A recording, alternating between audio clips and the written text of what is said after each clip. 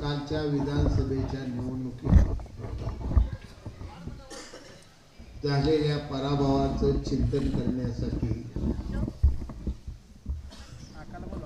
ही बैठक आपण बोलवली. निरोप देणाऱ्यांच्या भावना अशा होत्या, एक बैठक होईल, प्रमुख कार्यकर्ते येतील आणि पराभवाचे कारण मीमांसा होईल. परंतु या तालुक्यातील समोर बसलेल्या सगळ्या शिवसैनिकांचे मुख्यमंत्री एकनाथजी शिंदे साहेब, शिवसेना आणि शहाजी बापू यांच्याशी जोडलेले एक अतूट असं नातं आहे, जे नातं कुणालाही कधीच तोडता येणार.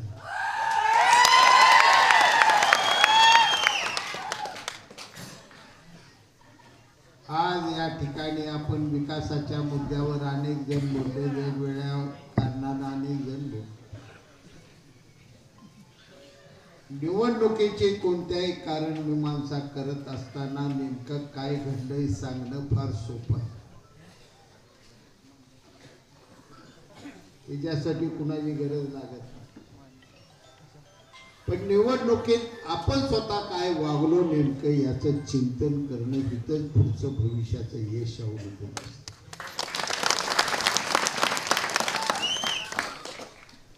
प्रत्येकानं स्वतःच्या फक्त आत्म्याला, माझ्या सहित त्यात मी सुद्धा याला काही करण्यास निश्चितपणाने जबाबदार. आणि ज्यावेळी निवडणुका भावनेच्या वेगावर जात असतात त्यावेळी युद्ध हरायला वेळ लागत. ही निवडणूक सर्व व्यापक अशी भावनेवर गेलेली निवडणूक.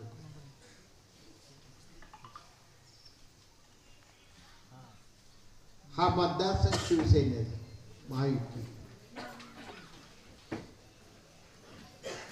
महायुतीचे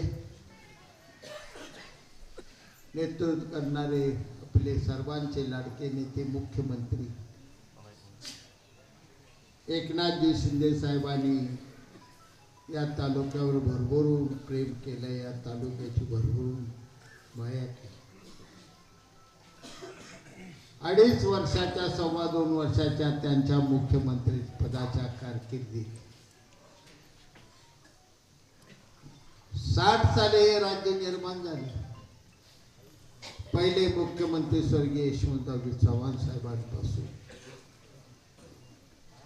ते आतापर्यंत संपूर्ण महाराष्ट्राचा जरी इतिहास पाहिला, संपूर्ण महाराष्ट्र, तर 2.25 वर्षात 5-5.5 हजार कोटी रुपये निधी देणारे मुख्यमंत्री एका तालुक्याला दुसरे कधी होणार.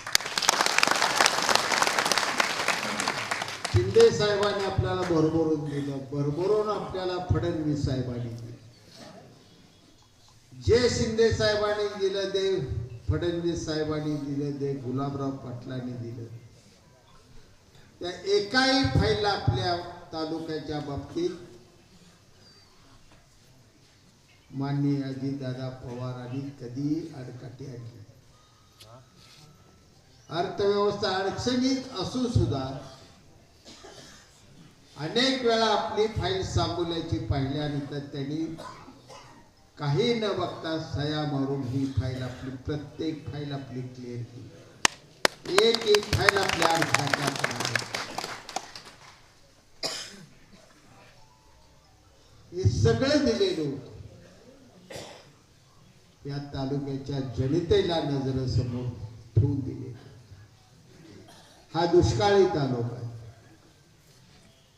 या तालुक्याच्या राजकारणामुळे हा तालुका सदैव विरोधी बाकावर बसलेला तालुका. रखडून गेलेले अनेक प्रश्न, सिंचनापासून वंचित असलेली काल सुद्धा आपल्या तालुक्यात 40-42 गावं होती, ज्या गावाला कोणत्याच योजनेचं पाणी येत.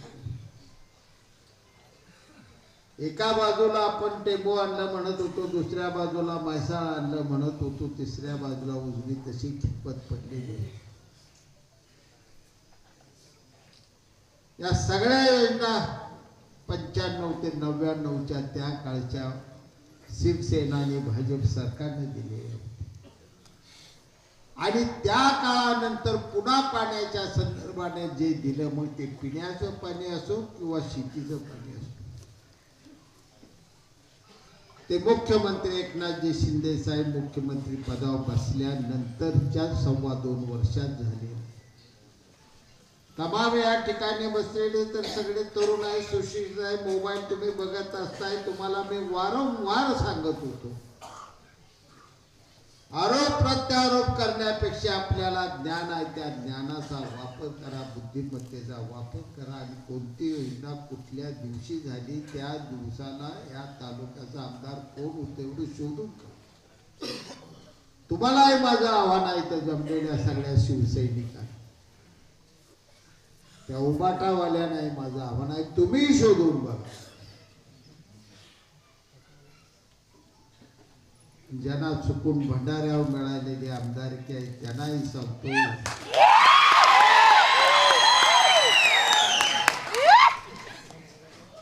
दुःख याच आहे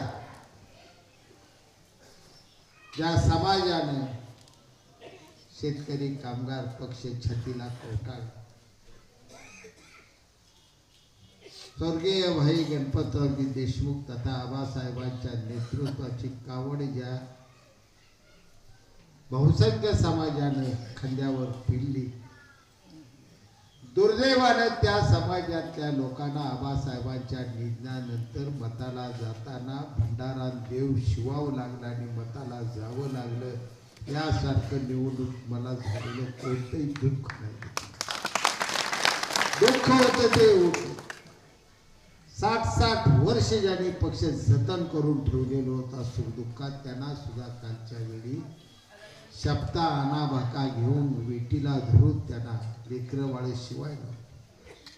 अनेक घरातली लेकराच्या डोक्यावनी दहशतीनं हात ठेवून घेतले. अशी निवडणूक एका बाजूला टोकाने,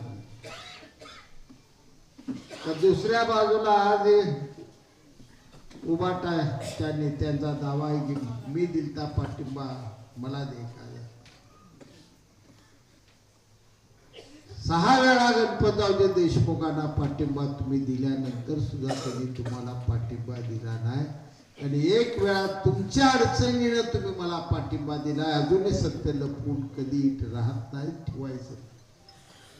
तुम्ही उभाच राहिला होता, नॉमिनेशन पेपर मशीनवर तुमचं शेवटपर्यंत नाव होतं. राजकीय तुमची अडचण झाली, तुम्ही मला पाठिंबा दिला. त्याचं मी उपकार मनापासून मानलं. लहान भावाने मी वागणूक दिली. निम्मा प्रत्येक गोष्टीत भागीदार म्हणून भागीदारी. हेच माझा आणलेला प्रोग्राम जर मी माझ्या शिवसैनिकांना 100% वाटप केला असता तर आज मला पराभव स्वीकारावा लागला नसता.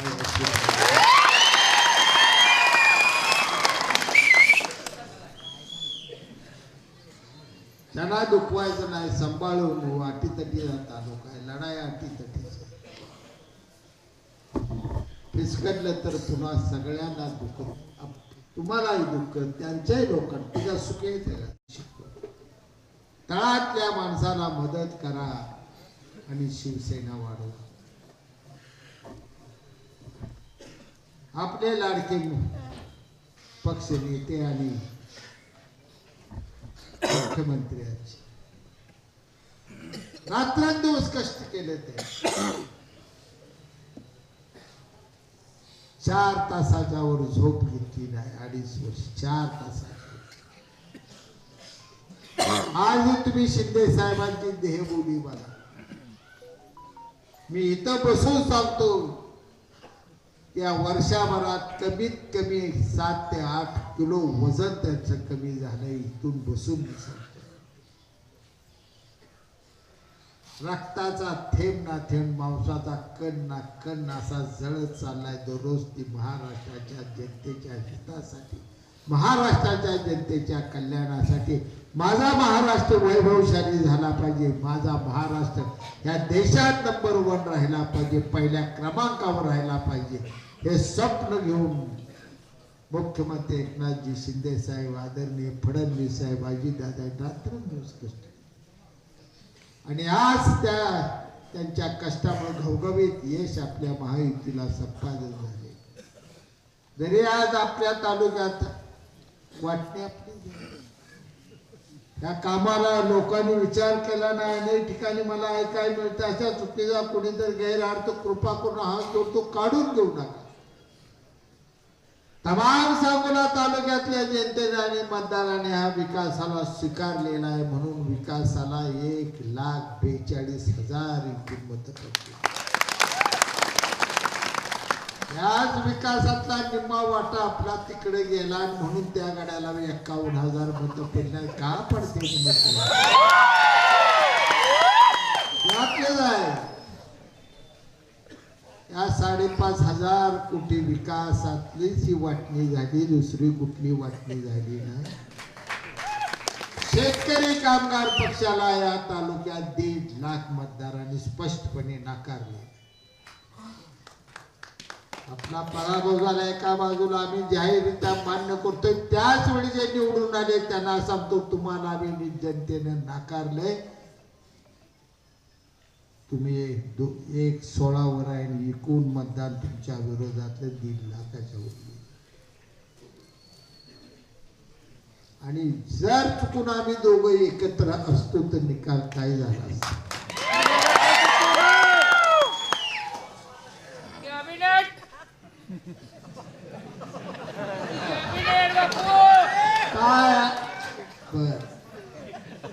एक केस बर आबा भांडते, आता भांडू द्या, काय आता भांडले तरी मला थोरलाय मी मला सोसावला. पण एक केस बर 5 वर्ष गुलाल लिहिल्यापासून ते काल आबानं अर्ज भरे पडेल एका केसा एवढी मी चूक आबाविषयी केलेली किंवा आबाचा एक शब्द त्याने आठवून 5 वर्षात बघायचा, आठवून 8 दिवस मुदत दिली. ते आबानं मला सांगितलं मी ऐकलं नाही असा एक शब्द त्याला सापडतो का डिक्शनरी त्या बघा. प्रत्येक गोष्ट मान्य केली, प्रत्येक गोष्टी जर काय असते जे लाड पूर्ण केलं, लहान आहे आपला आहे, मदत केली, आपल्याला दिवस आले त्याच्यामुळे जाणीव ठेवली. मला जाणीव नव्हती अशा, पण येणाऱ्या निवडणुकीच्या गणितात माझं मन म्हणते कदाचित माझं चुकत बी असेल, पण माझं मन म्हणत होतं बाबासाहेब विरोधी दीपक आबा लागल्यानंतर बाबासाहेब चांगला 60-70 हजारांना आल्याशिवाय राहत नाही. माझं मन मला म्हणत होतं, माझं चुकलं बी असेल, मी काय माझं बरोबरच आहे म्हणत. आता त्यांनी गोंधळ निर्माण केला की बापू 3 नंबरला गेला. ज्यांना राजकारण येतच नाही, ज्यांना राजकारण कळत नाही, त्यांनी सगळा असा गोंधळ ह्या निवडणुकीत निर्माण केला.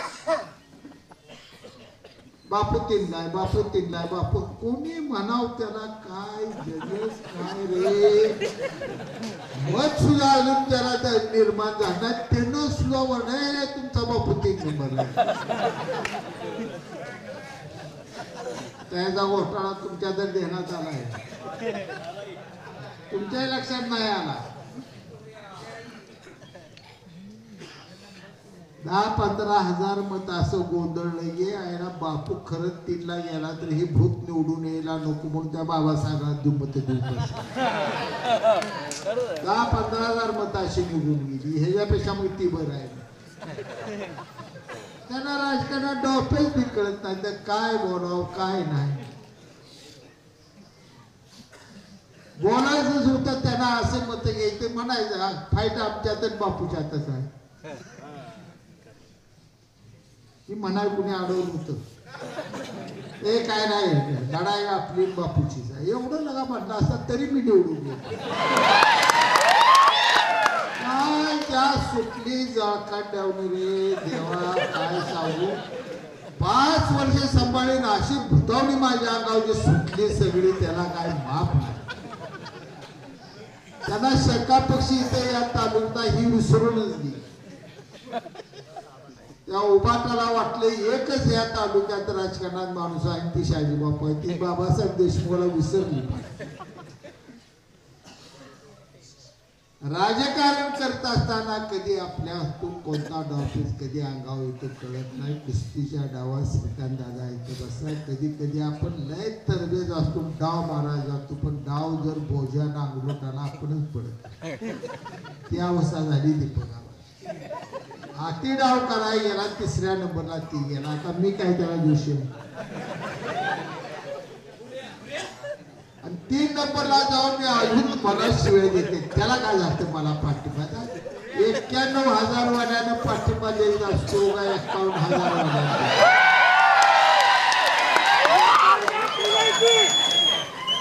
जाऊ दे आता. तुम्ही म्हणणार आबा दे पाहिजे. उद्या आबा 29 मीटिंग आहे त्याची म्हणणार नाही बापूच दे. कोर्टात जाऊ कुठल्या तर ज्याचे सांगेल नेमकं तुम्ही सगळा असला भावनिक गोंधळ. फक्त बापू असा फरमात आलाय. बापूने काम करायला आला, बापूने नाव व्हायला लागलं, बापूने 5,000 कोटी निधी आणला, बापूने ही बिल्डिंग केली, बापूने ते रस्ता केला, बापूने उजनी आणली, बापूने टेंबूत गाव घातली, बापूने मैचाळणी गाव घातलं. या सगळ्या गोंधळानं माझ्या अंगावर एवढा द्वेष आला. या तालुक्यात जनता जनार्दनाने भरभरून माझ्यावर प्रेम केलं, पण सगळ्या प्रभावी कार्यकर्त्यांनी ह्याला घरात बसवायचाच म्हणून विडाच उचलला नाही आपल्या वाट्याला दिवस. तरी तुमचं माझं कर्तव्य आहे. अजिबात तुम्हाला माहित ही काय पहिल्यांदा माझ्या आयुष्यात घडल्या.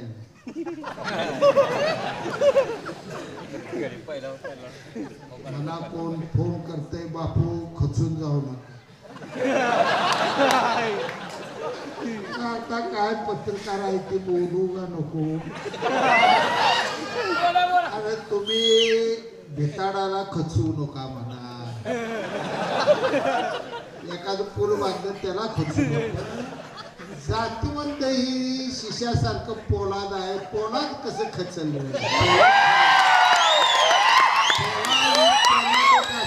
कधी खचत नाही, झेजत नाही. ती पाषाणापेक्षा जड असतात. ताकद माझं हृदय भगवंताने दिलेलं हृदय, ह्याला दुःख करू नाही.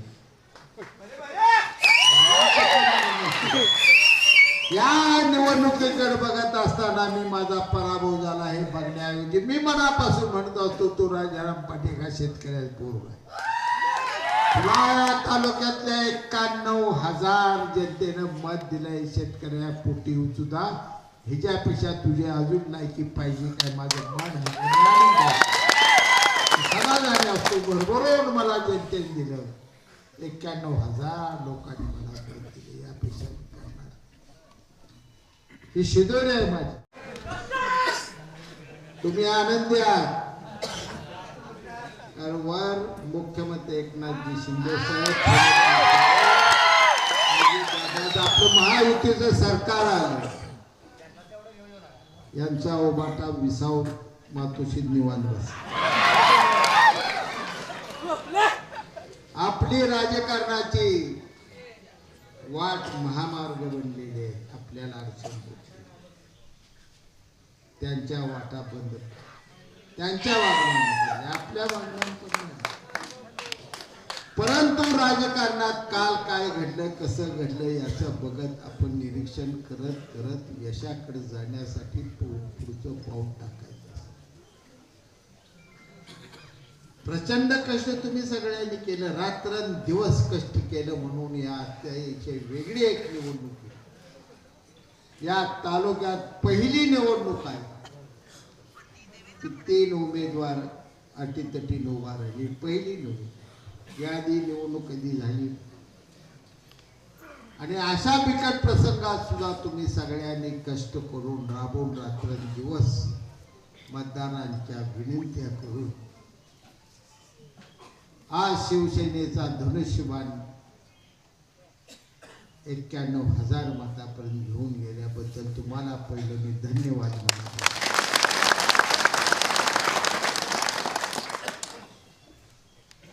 सुडाचं राजकारण मला येत नाही, मी करणार.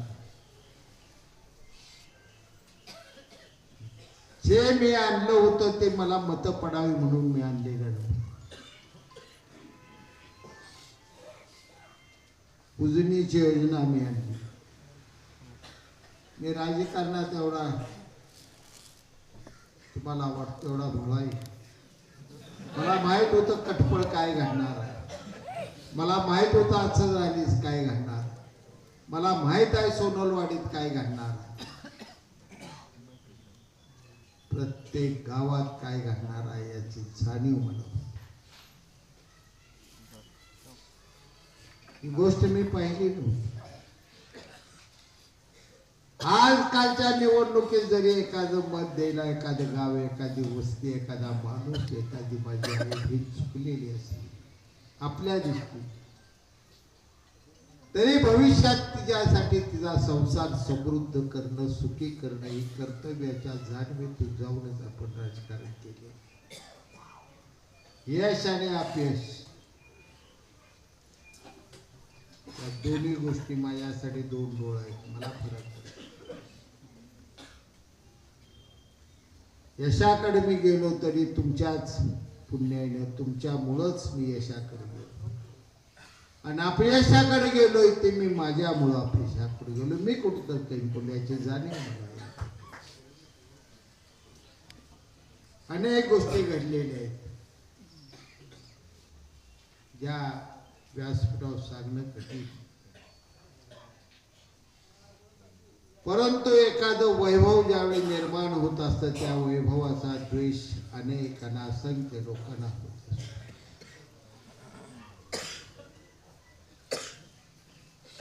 गुवाहाटीला गेल्यानंतर आणि परत आल्यानंतर तुम्हा सर्वांच्या आशीर्वादाने, मुख्यमंत्री एकनाथ शिंदे साहेबांच्या प्रेमामुळे, कृपादृष्टीने जे एक प्रसिद्धीचं वलय मला मिळाले, वैभव मला मिळाले,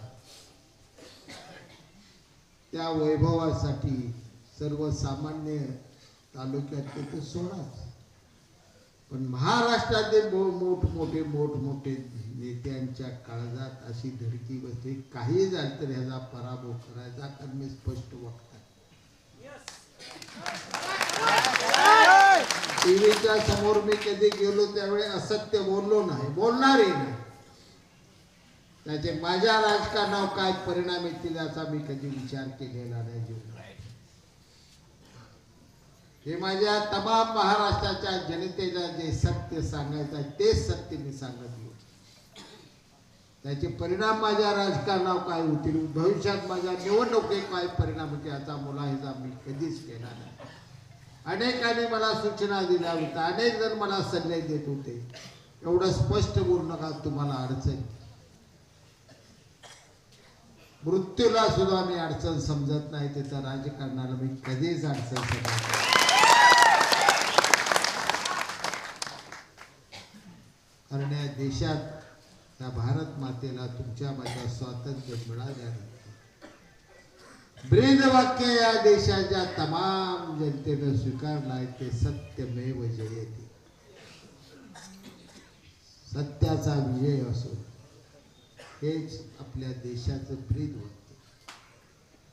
आणि म्हणून राजकारण एकतर करायचं तर जे घडल ते जे दिसतंय ते स्पष्ट स्वच्छ बोलायचं, या भावनेतून मी राजकारण करायचं.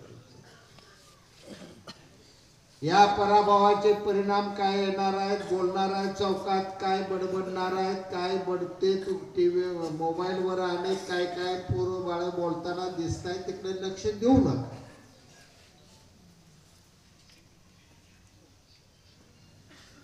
देशाचं ज्याने रेकॉर्ड केलं त्या भाई गणपतरावजी देशमुखांच्या लढाईमध्ये मी कधी हरलो नाही. त्यांच्या लढाई कुठं घेऊन जातात.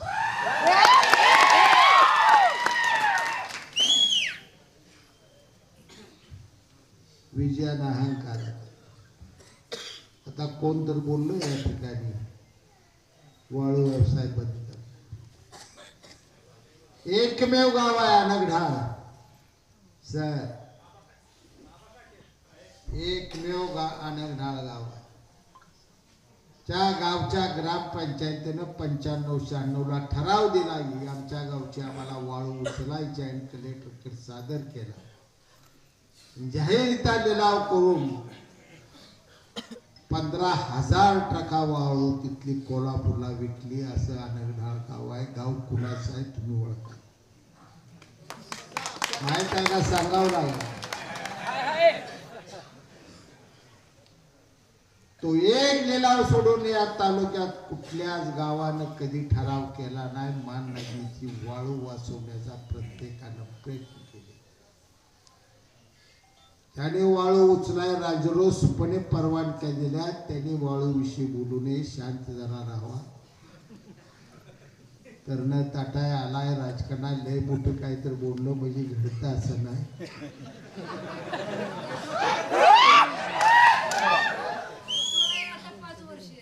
एक एक जनतेचा प्रश्न सोडवत असताना किती व्याप सहन करावा लागतो ते काम करताना. त्यांच्या कर्तृत्वाला मी ना करतो समजत नाही. परंतु विजयानंतर एवढं भांबावून या तालुक्यात कधीच कोण गेलं नाही. मी विजय 2 वेळा झालो, कधी भांबावून गेलो नाही. गणपतराव देशमुख 11 वेळा विजय झाले, ते कधी बोलले नाही. पहिल्यांदा वळण वेगळं देण्याचा ही लोक प्रयत्न करतायत. त्यापासून सगळ्यांनी सावध. कुठेही तुम्हाला सांगतो सत्ता आपली, महायुतीची सत्ता आहे. या ठिकाणी तुमच्या कुणावरही अन्याय होणार नाही आणि तुमचं काम कोणतं थांबणार नाही. एवढा मी शब्द अधिकारी जाणीवपूर्वक जर तुमचं काम थांबवत त्या अधिकाऱ्याची माझी भेट आहे. एवढं तुम्ही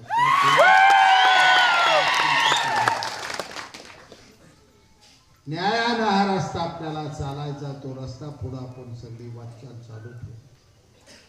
तुमच्या सगळ्यांच्या भावना जास्त बोलत ना, तुमच्या भावना त्याची जाणीव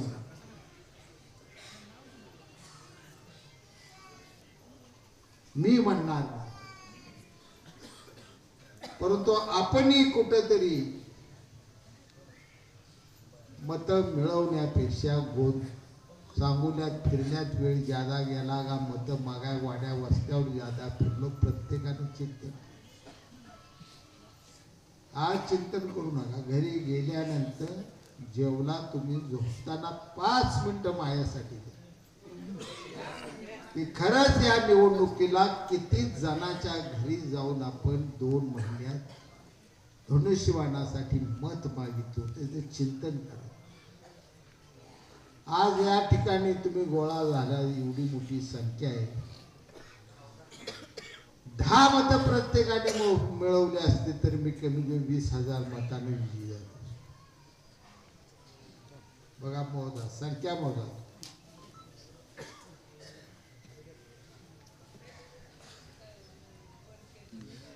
जिद्दीने राजकारण केलं तर ते यशाकडे जात असत. मी आजारी होतो, मला डॉक्टरचा विश्रांतीचा सल्ला. फक्त मी 2.5 तास झोपलो. 2 फक्त 2.5 तास. मी करेक्ट 4 वाजता इथे येत होतो आणि 7:30 वाजता मी आंघोळी करून बाहेर येऊन लोकांना भेटून 8ची पहिली सभा लागते. मी माझ्या ड्रेसिंगचा विचार करत नव्हतो, कशाचा आहे मी विचार करत. माझी ट्रीटमेंट देणारे बेचैन होऊन जातो. पोटात काही खाल्ल्याशिवाय गोळी घ्यायची नाही, नियम आहे. कितीतरी वेळा 9 गोळ्या मी पोटात अन्नाचा कण नसताना रागाने गिळ्या पाणी पिरून पुढे वाट चालत. एकदा लढाई, ही लढाई माझी, मला आमदार व्हायचं नव्हतं, यासाठी मी 2 वेळा आमदारकी भोगलेली होती. आमदारकी कशी भोगली तुम्हाला सगळ्यांना माहिती. एकमेव महाराष्ट्राचा आमदार असली माझ्या बसतो त्या गादीवर, इकडे 4 आणि इकडे 4 मध्ये मी बसलेला एकमेव आमदार. बारकं लेकरू आलं तर त्याला मी मांडून घेऊन बसून तू का आलता म्हणून त्याला विचारल्यावर चॉकलेट खाऊ घातल्याशिवाय कधी बाहेर जाऊ दे. अनेकाने या ठिकाणी सल्ले दिले. जनतेचं काम करण्यासाठी थांबून चालणार नाही, त्यासाठी राजकारणात अडसर असता कामा नये. माझं आज स्पष्ट मत आहे, तुम्हाला आवडेल नाही तर. राजकारणाची जी काम आहेत ते राजकीय त्या गावच्या आपल्या नेत्यांना विचारून निश्चितपणाने करावं. पण एक आधार कार्ड एका बिचारीला पाहिजे, ती आली. त्यासाठी जर तिला मी म्हणलं ती इथून तिथून आलेली 40-50 किलोमीटरवर की तो माझा गावचा ही आमका माणूस घेऊन उद्या ये, मग मी तुला सही करतो. तर त्या काळजाला किती दुःख, किती गारा पडणार याचा विचार. मग हे महामानव डॉक्टर बाबासाहेब आंबेडकरांच्या राजघटनेत आमदारकी सेवक म्हणून दिलेले आहे, रुबाबासाठी दिलेली. म्हणून आपण कधी रुबाब केला नाही या खुर्चीचा. आज इथे सण हो, मला तुमच्यात राहायचं, मी तुमच्यात. प्रत्येक गोष्ट तुमच्या प्रत्येकाचा संसार भविष्यात असा उज्ज्वल होईल. बरोबर. आजची तुमची अर्थव्यवस्था जी आहे ती उद्ध्वस्त होऊन एक अशी अर्थव्यवस्था निर्माण झाली पाहिजे की ज्या अर्थव्यवस्थेमुळे सगळं कुटुंब असा आनंदाने जीवन जगू शकलं पाहिजे. माझं स्वप्न आहे, त्या स्वप्नापाठीमागे असा वेड्यासारखा धावत निघालेला माणूस. आणि हे माझं स्वप्न मी हरलो किंवा पडलो किंवा जिंकलो म्हणून थांबणार नाही. स्वप्न हे मी पूर्ण करणारच आहे. त्यासाठी मी रात्रंदिवस सगळा तालुका जोपर्यंत सुखी होता, माझा श्वास शेवटचा असेपर्यंत मी काम केल्याशिवाय. काल दवाखान्यात असताना सुद्धा मी मृत्यूच्या दाढेत असताना सुद्धा शिंदे साहेबांना हात जोडून बोला येतो तरी एक शब्द असा छाताडात श्वास आणून टाकून सांगतो, साहेब उजनीची माझी एक फाईल तेवढी कमी अब्दुल साहेब. मला माहित होते एकदा निवडणूक लागल्यावर पुन्हा लांबणार. मी फाईलवर सही साहेबांकडून साहेबांनी केली. फडणवीस साहेबांनी अतिशय वेगात त्याचं टेंडर केलं, अतिशय वेगात ते काम दिलं. वर्क ऑर्डर झाले, आज नळ्या येऊन पडले. जर मी माझ्या मृत्यूचा आणि माझ्या जिवंत राहण्याचा विचार करत बसलो असतो, 14 गावचा आज वनवास संपणार आहे. त्या 6 महिन्यात तुमच्या रानात नाही पाणी आणलं तर मला राजकारण निवडून घ्यायचं. 6 महिन्यात सगळे हिरवगार होणार. हे सुख खासदार केला मी दीपक आबासाहेब विजयदादाला पाठिंबा दिला. स्वर्गीय आबासाहेब आपल्यात नाहीतच. मी आणि दीपक आबा एका गाडीने सुदगिरणीपर्यंत गेलो आणि आबासाहेब सुदगिरणीतून त्यांची गाडी घेऊन बाहेर आले. माझी गाडी होती, आम्ही मागे लावलो. तिघे एका गाडीत बसलो. मी पुढं बसलो, ते दोघं पाठीमागे बसले. आबानं कुठला तर असा मोठा एक आवळा पॅक केलेला खायला. आवळा दिला, आबासाहेबांनी खाल्ला. आबा खाल्ला. मला मग तुम्ही खावा खातू जरा ही पण बघू दे. दीपक आबानं सुरुवात केली. सुदगिरण्या पुढे गेल्या. पाटल्यांच्या नळ्या बघितल्या. शिरवाई पाणी पुरवली आणि आबा सहज म्हणून गेला, हे नळ्याचं आपलं पेच्या पाण्यात चांगलं साहेब काम झालं. आबासाहेब म्हणले, झालं आपलं काय केलं, सगळ्यांनी साथ दिली, झालं. असं मी बसलो. बापू काय बोलले नाहीत म्हणलं. मी म्हणलं बोलू का, ऐकणार का?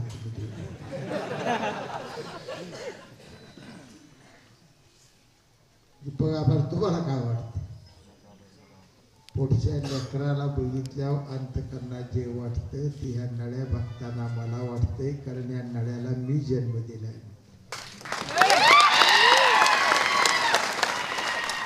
नळ्याकडे बघताना नेहमी मला तालुक्यात फिरताना गर्व आणि आनंद वाटतो मनात. हे एक काम मी मोठं काम अशा खंडातलं करायला भगवंताच्या कृपेने माझ्या आई वडिलांचे आशीर्वाद आहे.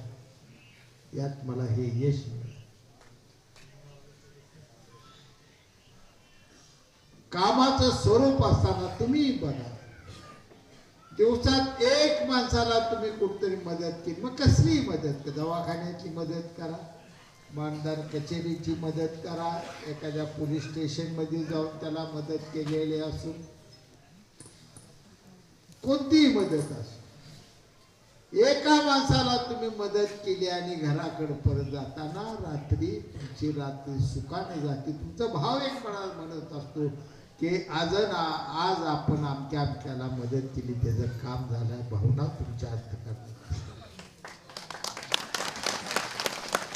आनंद कुठं बाजारात किलोवर खरेदी करता येत नसतो. समाधान कोणत्या तराजून जगात अजून कुणाला मोजता आलं. आनंदाची निर्मिती आपल्या जवळ आहे, आपल्या अंतकरणात, आपल्या बुद्धिमत्तेत आहे. आपण जे करतो त्यातून आनंद कसा निर्माण करायचा, आपल्या समाधान कसं मिळवायचं, आपल्या वागण्यावर समाधान कसं मिळवायचं ठरत असत.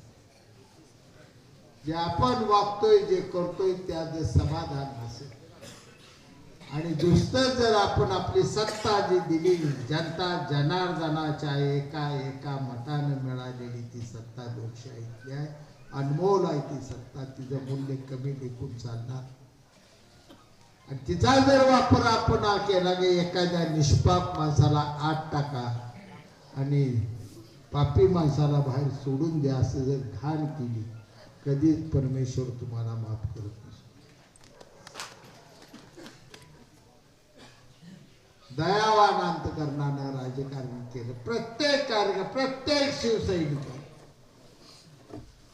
शिकवण स्वर्गीय हिंदुहृदय सम्राट हिमालयात जेवढं सोनं असेल त्यापेक्षा जड माण्यासाठी मत मायाचं.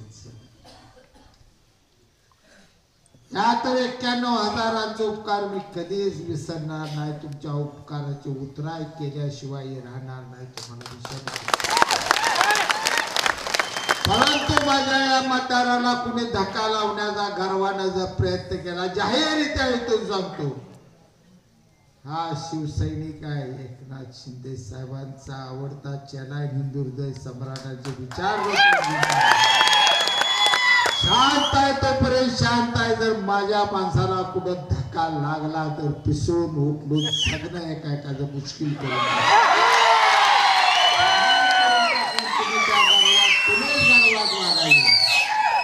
आम्ही गर्वाने कधी वागलो नाही. आम्ही नम्रतेने वागलो. पराभवी तेवढेच पचवले, विजयी तेवढेच पचवले. या तालुक्याच्या जनतेला कुठलीही जनता, तो समाज कुठला बघितला नाही, तो पक्ष कुठला बघितला नाही, प्रत्येक पक्षाच्या माणसाला, प्रत्येक समाजातल्या माणसापुढं नम्रतेने आणि लीनतेने हात जोडून आम्ही उभा राहिलो. आम्ही कधी अहंकार कधी ओतलो नाही, कधी मातलो नाही. एवढ्या विजयाने आमचे महाराज जे खवल्या ते पिसाळण्याचे, तर त्याचा राग आहे काय 3 पेपर गेला. हे पेटू मी काय माणसानं सांगून मला 3ला टाका, मला 3ला टाका, त्याला 2ला का माझ्या हातात आहे का? असं वैतागून गेले. मी येणार आहे, बघू येणार, जाऊ द्या वेळ.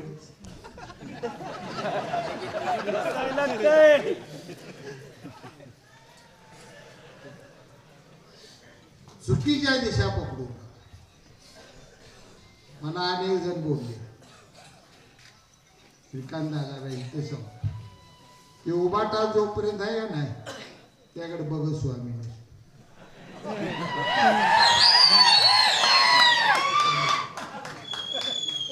उभाटा इथं का होते, एवढा अभ्यास नव्हता.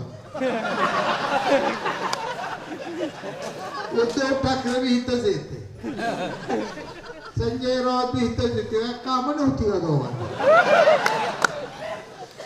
त्याला माहित होती आपलं येत नाही, पण आपले त्याला पाडतंय म्हणून तिकडे त्याला ह्याला आणायचं कुठं पडलो होतं, मला पाडायचं त्याला काळजी लागली. त्यासाठी आली बिचारी गेली, एकानं हात वर करून खाली केलं, मी बोंगाला तिथं वरडून गेला. आता या संजय राऊताची अवस्था अशी झाली की आता मला वाटतं 2 दिवसात टीव्ही वाली काय त्याची इंटरव्ह्यू जात नाही.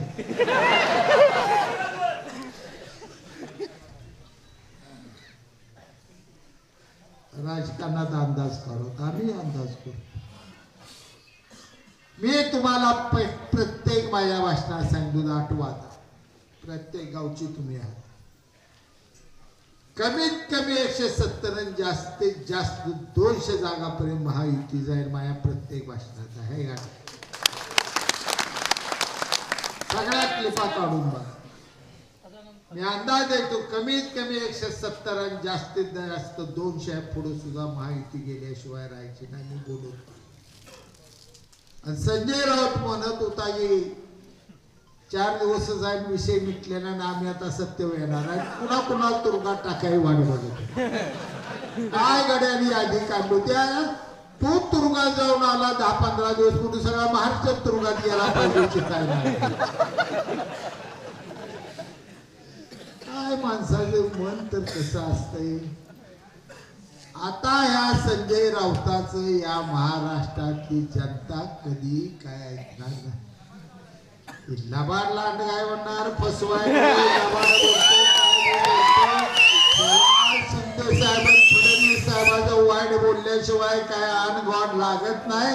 आणि ह्याला भाकरी जर संध्याकाळी खायला झाली तर आता ह्याला असं करावं लागणार आहे की खोली बंद करून शिंदे साहेबाला थोड्या शिव्या, फडणवीस साहेबांना त्यात एका दिवशी शाजी बापूला शिव्या देणार, मग म्हणणार बायकोला भूक लागली जरा वाढा, त्याशिवायला भूकही लागत नाही. करावं काय, असलाही माणूस आहे. असल्या माणसाचं टीव्हीवर इथनं पुढं काय सुद्धा ऐकायचं नाही.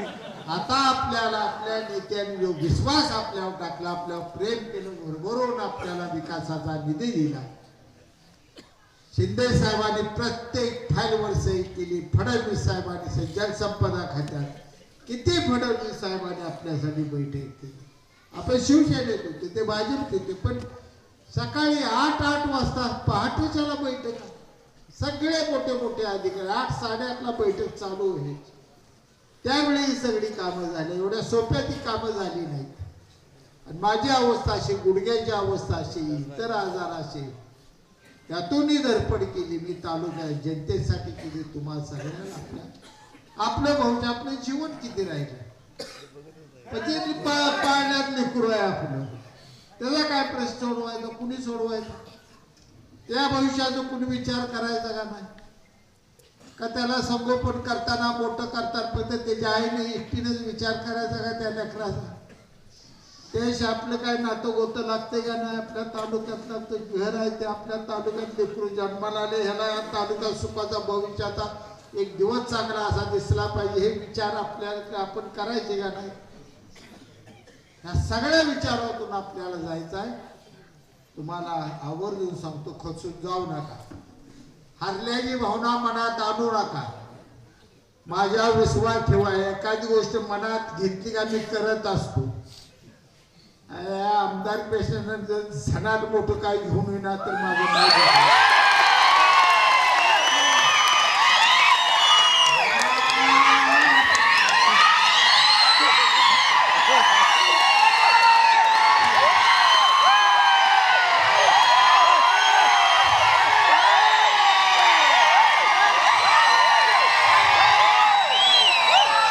शिंदे साहेबांकडून, फडणवीस साहेबांकडून असं पद तुम्हाला घेऊन येतो.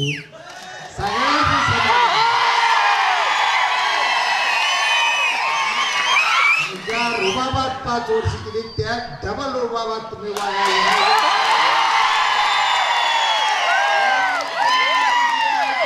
कसं वाटतंय याला, त्याला एक सांगा 2 महिने थांब, तुला कसं वाटतंय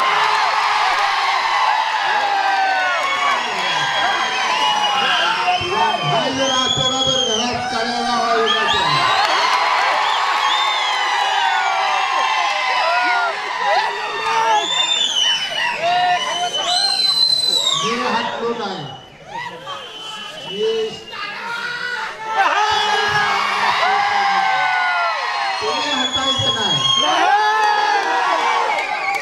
येणाऱ्या स्थानिक स्वराज्य संस्थेच्या निवडणुका गुलालानच पार पाडायच्या.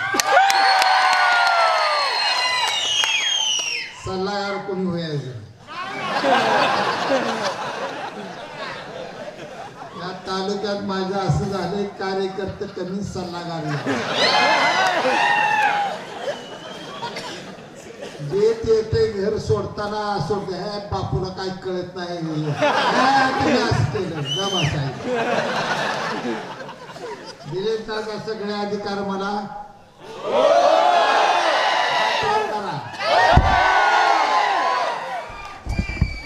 कुठलाही निर्णय, कोणताही निर्णय घेतला राजकारणातला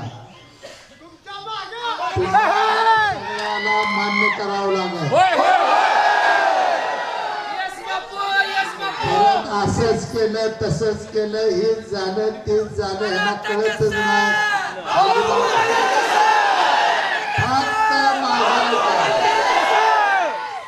फक्त माझा ऐका. तुम्हाला येणाऱ्या नगरपालिका पंचायत समितीमध्ये भ्याला त्यांना शीट देत नाही. शेका पक्षाला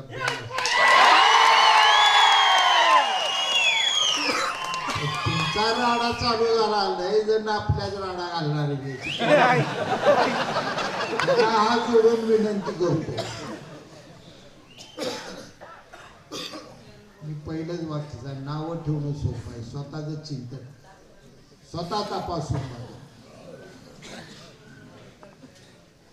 असू द्या. मी त्रास सहन केला. प्रत्येकाने विचार करायचा, आपण बापूला नेमकं काय काय आनंद दिला, सुख दिले का त्रास दिला, प्रत्येकाने. माझा विषय नाही, मी सहन करणारा माणूस आहे, माझी सोशिकता आहे, माझा स्वभाव आहे. परंतु यात आपल्या तमाम तालुक्यातल्या आपल्या शिवसैनिकाची, आपल्या पक्षाची हानी होते याचा प्रत्येकाने विचार करा. त्याही पुढे जाऊ. या तालुक्याचं जर आपण 90 सालाला पहिलं पाऊल ठेवत असताना स्वप्न पहिले, हे तालुका समृद्ध बनवूनच आपण जीवन संपायचं, तर ह्या आपल्या ध्येयाशी आपण आता बेईमान कुणीच होईल.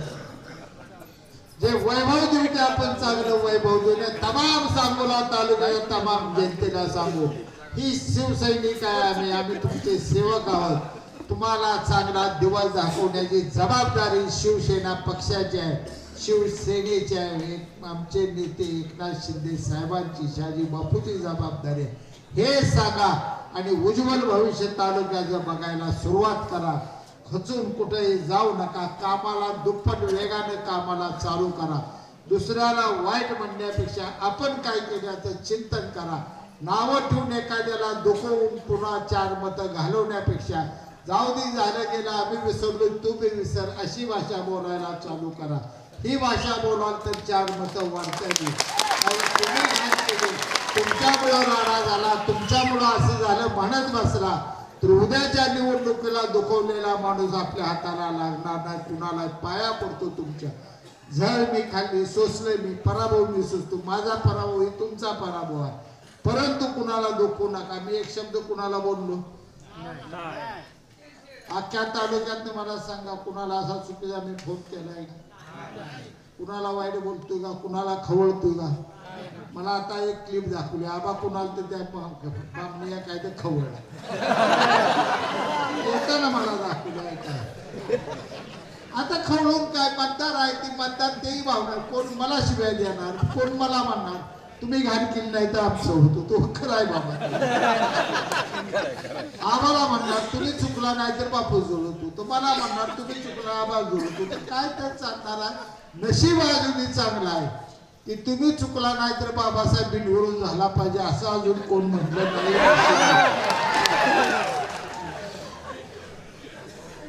हा पक्ष चालणार नाही. या विचाराने रशियाचं 7-8 तुकडं झालेलं आहे. पश्चिम बंगालमधनं ममता बॅनर्जीने पक्ष आउट करून टाकलाय. कोकणातल्या जनतेनं फेकून देऊन सगळीकडे भगवा झेंडा फडकवलाय. ही तांबडं फडकं फक्त आणि फक्त राहिले. आता आपल्या ती टप्पा राहिला. एवढाच तारीख स्वराज्य संस्थेत हे तांबडा डाग एवढा फाट दिशी काढून टाकून पुन्हा एकदा भगवा इथं फडकवण्याच्या जिद्दीनं घराकडे जावा. जय हिंद, जय महाराष्ट्र.